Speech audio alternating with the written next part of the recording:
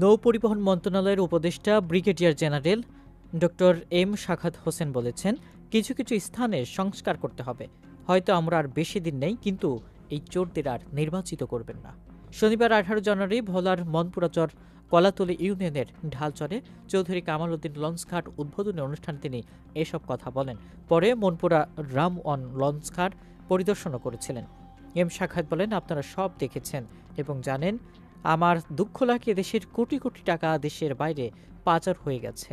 এই টাকাগুলো থাকলে দেশে অনেক উন্নতি হতো। এখন কোনো কাজ করতে গেলে চিন্তা হয় আমাদের। দুর্নীতি এমন জায়গায় চলে গেছে, ওদের রক্তের সঙ্গে মিশে গেছে। তিনি বলেন, বর্তমানে 100 টাকার জিনিস 200-300 টাকায় কিনতে হয়। এখন আপনারা দ্বীপবাসী চিন্তা করবেন কাকে দিয়ে আপনাদের উপকার হবে।